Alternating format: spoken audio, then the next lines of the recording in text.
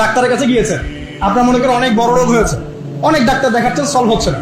এর একজন বড় ডাক্তারের খবর পাওয়া গেল, যিনি মাদ্রাসা থাকেন, কথার কথা। সেখানে গেলেন, আপনাকে টেস্ট দিলেন। আপনি তো জিজ্ঞাসা করতে যাচ্ছেন না যে এই টেস্ট কেন দিচ্ছেন, ওই টেস্ট কেন দিচ্ছেন, এই ওষুধ কেন দিলেন, ওই ওষুধ কেন দিলেন, এই প্রেসক্রিপশন কেন।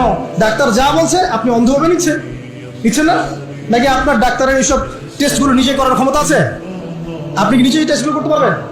ওই ওষুধ কেন দিয়েছে, ওখানে কি গুণ আছে, কি উপকারিতা অপকারিতা আছে, এটা তো ডাক্তার ভালো জানে আমার চাইতে। তখন আমরা কিন্তু অন্ধভাবেই ডাক্তারের কথা মেনে নেই এবং ট্রিটমেন্ট নেই। আর আল্লাহ রাব্বুল আলামিন মহাবিশ্বের স্রষ্টা, তিনি জানেন মহাবিশ্বের কার জন্য কি কল্যাণকর। তিনি মুসলিমদেরকে দিয়েছেন কোরআন এবং সুন্নাহ, পুরো মানব জাতিকে দিয়েছেন। এর মধ্যে আল্লাহ পাক সমস্ত বিষয়ের সলিউশন দিয়েছেন। এখন আমি অন্ধভাবে মানবো না? নাকি আল্লাহকে চ্যালেঞ্জ করবো যে কেন এটা দিলেন, কেন নামাজ পড়তে বললেন, কেন রোজা রাখতে বললেন, কেন হজ করতে বলছেন? সবকিছুর কারণ আছে নিঃসন্দেহে, কিন্তু সব কারণ ব্যাখ্যা করার মতো জ্ঞান কি আমার আছে? আমার জ্ঞান কি আল্লাহর চেয়ে মানে অসীম, না আল্লাহ পাকের জ্ঞান অসীম?